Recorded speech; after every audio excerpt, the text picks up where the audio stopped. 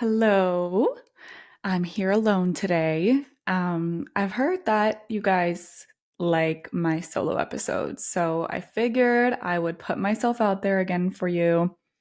They're a little weird for me still because I'm kind of like talking to myself, staring at my computer, but it's like therapy a little bit. I wanted to update you guys on my life somewhat, my business, what's been going on. Recently, there have been some pretty big transformations. So I've been kind of overwhelmed dealing with everything, but things are finally starting to fall into place and settle. Um, Essentially, I had two girls filling the roles of a project manager and marketing slash social media manager, and they both left around the same time. So I was looking for someone to either replace them both or, in like both as in each of their roles, or find one person that might be able to tackle both of their roles. Because I've been restructuring and stuff in the company, there wasn't necessarily a lot of work for both of them to do individually, but together it's like pretty, I guess, fulfilling, if you will, because I got rid of a lot of social media clients. They just weren't necessarily in line with where I wanted to go with the company. I want to make sure that anyone who I'm working with makes sense for the company and that we're also enjoying working with those clients. So, for the most part, it has to do like monetarily. I guess when I initially started onboarding clients for social media, they were brought on more so because we wanted the experience as an agency, I guess, and less so because we felt that, the packages and all of that were aligned. I was also a much smaller team. I was paying more junior people to take care of socials. And now I have, a bigger team, more experienced team. So naturally, the product is better, and we should be charging more for our services. And just the way that the contracts were made, it didn't necessarily lend itself to necessarily raise our prices. And so when we did propose that to some of the clients, they weren't super down. Naturally, I mean, when you go from paying, let's say, $1,000 a month for a social like management package to then being told it's like almost $3,000 a month, it is a big jump. So I get that. But really, it was my fault on my end and my agency for not having priced it correctly to begin with. But at the same time, it was good experience, and we did learn from taking on those clients and those projects. And now I know, what I don't want in a future client and what I do want in a future client. So, making sure that who I'm communicating with knows a thing or two about marketing, that maybe we're not speaking directly to the founders and to someone who is leading a marketing team or department for a company. This way, they're a little less emotionally invested and they really understand what it is that we're doing. I noticed that working directly with founders can sometimes be challenging because they are very emotionally involved and they don't necessarily, I guess, know the purpose behind social media, the purpose behind why we're doing what we're doing. So there's a lot of like over explaining that needs to be done. And just for where I want to go with my company, I want to be working with clients that have a bigger budget, that, have onboarded people to represent the marketing division of their company. So, yeah, that's what I'm calling in right now. We did a really big cleanup. And as a result, the social media department has slowed down a lot. But I've recently hired a paid media agency who is basically putting out ads and stuff for us right now to attract the right type of clients. So that's been interesting too. I mean, it's taken way longer than anticipated. I hired them maybe like, I don't know, like 3 months ago or something. And I know that like prep takes time, but this was next level. Like when we onboard someone, at least for the type of work that we do, it's within like a week or two that they're fully onboarded, ready to go, and like we're getting shit done for the project. And I just feel like it's been such a lengthy process with this paid media agency. So testing my patience for sure, but things are looking up. The ads are running. We are receiving some leads, but naturally, it does take time to see anything really convert. So I have high hopes, but also kind of just like tired of it all at the same time. That's what's funny about entrepreneurship. It's like there's so many like highs and lows and ups and downs, and it's like you could be riding on a high and like, closing a bunch of contracts and getting you clients and making money and, doing all of these amazing things. And then like something happens and everything shifts and people leave and you have to readjust and you're pulling the weight of people. It's like a whole thing. So I'm kind of getting out of this little hiccup, if you will. But like I said, feeling more hopeful and just trying to remind myself that all of these things are going to lead me to where I want to be, to a greater place where I feel good and happy every single day. Well, I mean, that's the goal.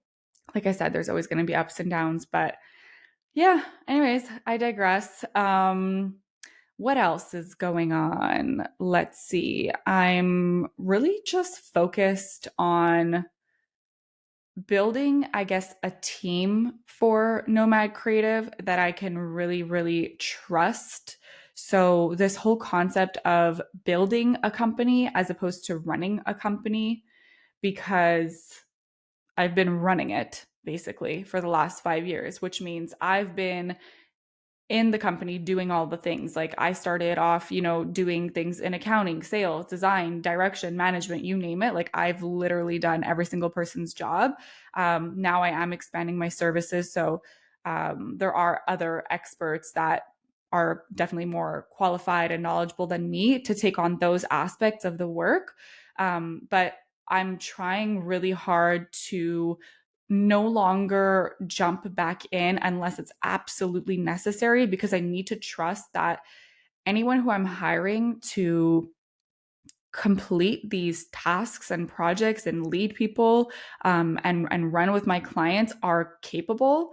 For me to go in and consistently micromanage or oversee is not going to give me the freedom and alleviate me from, growing further, because I need them to be independent of me to be able to make decisions without me. And that's really what's been happening for the last year. But, when someone leaves, it's like, you got to kind of restart to a degree. So making sure you have processes in place for if someone does leave or goes on maternity leave, like what are you going to do? Who's going to replace them? How easy is it for someone to replace their job? And if you have documentation on how to do things, what your processes are, good project management system, honestly, organization is just so freaking key. If you're organized in the back end, then it makes that onboarding a lot easier. And the transition's been like pretty okay from what I've heard. Our clients are happy. They barely even noticed that there was a transition in our team, because we kind of picked up the slack when communication was dropping from some team members and whatnot, like in that transition. As one person was leaving and the other was coming, the current team was kind of like picking up that slack, including myself. So I had to jump back in and work on things in the company and support the team in ways that I haven't really been doing in a while, just because I've been removing myself. But obviously, like, this is my baby and I care how my clients are treated and taken care of. So if anything needs to be done, I will jump in. Like, I'm always there, even giving a second eye, third eye, whatever, on feedback. I like to be hands on, but at the same time, not like micromanaging and hovering. Like, I really want my team to be confident and to do a great job on their own. So there's definitely challenges in navigating quality control when, like, let's say myself, I have certain standards and, what I expect to receive or to send my clients in terms of quality. So just being clear on communicating what it is that I want my team to do, how I want them to do it. And hopefully they'll check those boxes, and they have been. But like I said, I'm in like a weird downer place right now. I hope I don't sound fucking depressed. I'm not. I'm not. It's just been a tough week. It's been a tough week, but it's gonna be better. Okay, what else? I have notes here. Okay, deciding to push social media more and focusing on getting monthly retainer clients. Yeah, that's a thing. So, my business right now, and what it has been mainly for the last 5 years, has been very branding focused. So, brand development, brand strategy, as well as things like web design. But those things people come in and out. Like they're big ticket items. Like people will pay a lot to get that stuff done, which is great. So they're nice contracts. However, they take really long. So they're usually between like 6 and 8 months. And then once they're done, they're typically gone. So when I started to see this trend of like, okay, I'm like putting in all this work and, getting and landing these clients and then they're just gone and then I never see them again. It's like, how can we continue that relationship with them? So social media is obviously like a great segue naturally. Um, Clients, anyone who's working in branding, building a brand, refining a brand, they would need their social assets, or if not, their monthly social management to be up to par and standard to like what we've created for them to this point. So by offering those services, we open up the opportunity to bring existing clients into future month to month work. But one thing that I haven't been focusing on is actually just bringing in clients directly for social media. Everyone kind of comes through the company for branding. I would say like 95% of the clients come to us for branding, just because that's really what we've been doing, what we've been specializing in, and how people have been able to find us online. So, knowing that monthly retainer clients are honestly a really great way to scale, I'm reshifting my focus there a little bit, knowing that, anyone who's come in for branding and all of that has been organic to date, which is great, which means we have a good reputation. People have been sharing about us, whether it's in like Google reviews or word of mouth and, coming to us through those referrals. So I love that. I appreciate that. But I want to make sure that we also are communicating our messaging in a way to say that, hey, actually, you can also come to us just for social media. So if someone's looking for support in social media, they know that they can come to Nomad Cre8tive. And a lot of our messaging, like the way our website is designed, we communicate that information isn't necessarily communicating that. So just like repositioning our brand a little bit to push the social media more, not more than branding, but just more so that it's a little bit more at the forefront. Because once you add those monthly retainer clients, like I said, it's way, I don't want to say way easier because I mean, anything can be easy, but also hard, super relative, I guess. But it just makes more sense from like a scaling perspective, because if you build a good relationship with a client and you're doing a good job and they're happy with your work, they're gonna keep you on long term. Social contract is usually like at least 6 months, or we're creating content, managing it for them month to month, and then if they're happy, they're gonna stick around. So that means that every single month they're paying you, like it's like an automatic withdrawal. You get that payment, and if you consistently bring on clients like this, that means you'll go from having, 2 clients a month to 5 to 10 to 20 to 30 to 40. And then that's something that becomes really, really impressive in the back. And when you're able to manage that many clients and you're bringing in, let's say, like 1,500 to 3,500 a month on each of those clients, that's kind of magical. So that's what I'm excited about. That's what I'm looking forward to. Sometimes I get kind of like overwhelmed thinking about everything that it takes to get there. But I mean, I built my business to where it is today, and I know that I can get that portion of the business to where I want it to be. It's just a matter of, getting into that headspace, getting out of my little funk a little bit, and really just like trusting that my new updated team is able to tackle this with me.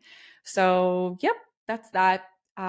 Personal life, well, lots of weddings, lots of, engagement parties, events for families and friends, my family, I guess. I have two families, many families, I don't know. My family, I guess. When you have your husband, I guess it's all one big family, right? I don't know why I'm so tripped up over this. Anyways, we live in Trenton, Ontario, my husband and I, Ryan. Should I just call him Ryan? Like, I don't know if you guys know me enough to know that his name is Ryan, but it's Ryan. He and I live in Trenton, Ontario. He's an Air Force pilot, so we live near the military base here. And our family and us, we're from Montreal. We grew up in Montreal, and also spent some time in Toronto. So most of the things that we're like invited to are typically in Montreal, which, if it was an hour drive, it wouldn't be such a big deal. But it is, a 3.5 hour drive plus the whole packing and packing every single time. We do have a dog.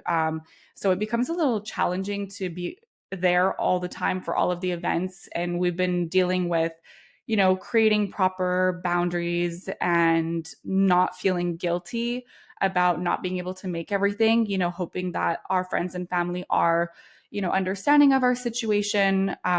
Because of course, like if we were close by, we would be there for everything, but we also have to prioritize our personal lives. And truth be told, like we rarely even have a weekend to ourselves because there's always something. And I think that it's very important to prioritize a relationship and give ourselves that time. And sometimes saying no to things is the way for us to do it. So, it saves us that drive. And gives us a bit of time to be together and build on our relationship as well. So that's fun. Oh, yeah, I wanted to talk about like something kind of cool, I guess, fun that has been popping up. So whenever I like, let's say, go to these events in Montreal or wherever they may be, even here, it could be like a networking event. I've been documenting them a lot more. So I've always loved editing, but now that like Reels is such a thing, I've just like loved getting back into editing those way more than shooting pictures. Like I feel like I'm almost over the pictures and like trying to get like the perfect shot and blah blah blah. Like honestly, I don't even care. The videos are I'm all about them because anytime we have these little events, it's like this cute little memory. So not only is it fun for me to edit like to the music, the aesthetic, the vibe, whatever, but also to have that memory to look back on. So I've been doing that just because like I love it, not necessarily for anything. And when Ryan came back from his last 2-month deployment, a couple months ago, we went to Wander, the resort in Prince Edward County, which is super gorgeous. They had pool access. We had access to their bar. We could go to the lake, and just like a bunch of lounge areas. So I documented that, took a bunch of really cute videos, some aesthetic shots, and you put it together into a reel. And they reached out to me, asked if they could repost it. I said, totally, no problem, whatever. Obviously unpaid, but I was fine with that.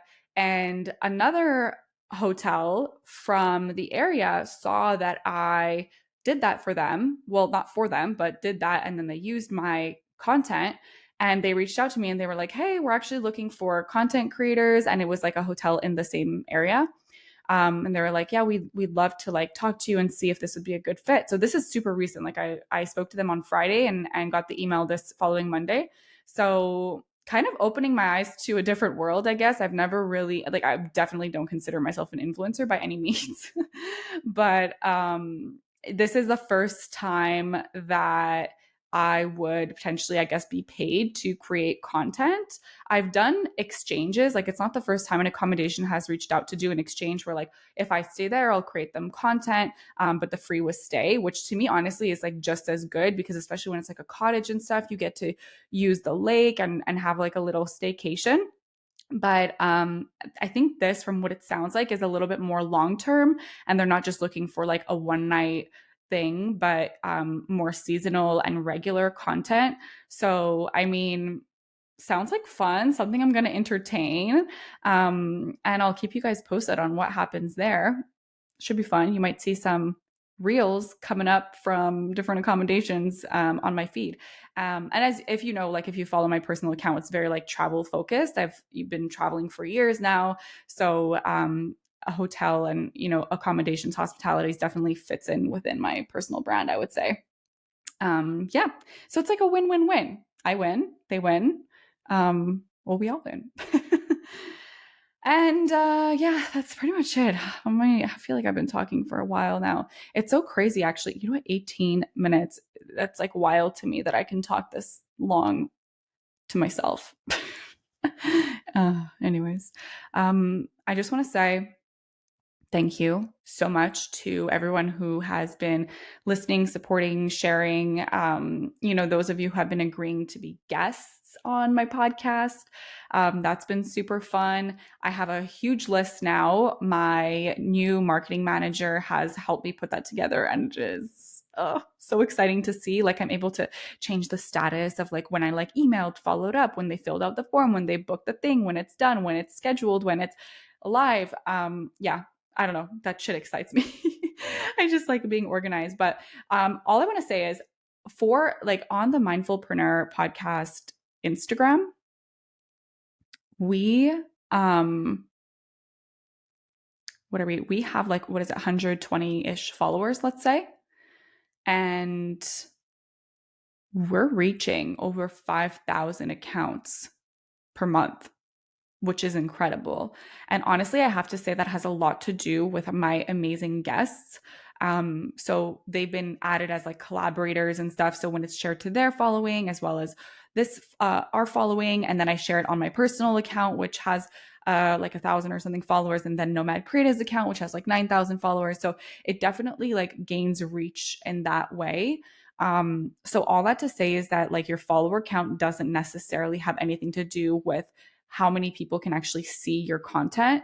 Um, just some food for thought. I'm surprised. I'm like so impressed. Like my account of 120 followers for the Mindfulpreneur podcast reaches more people than my Nomad Cre8tive account with 9,000 followers, because of how, I guess, like engaged people are with the video reels and content that I've been posting. Anyways, kind of cool. Fun fact. That's it, guys. My little rant. It was like a therapy session. Honestly, I probably needed it. Thank you for listening. Thank you for being here. And I'll talk to you next week. Bye.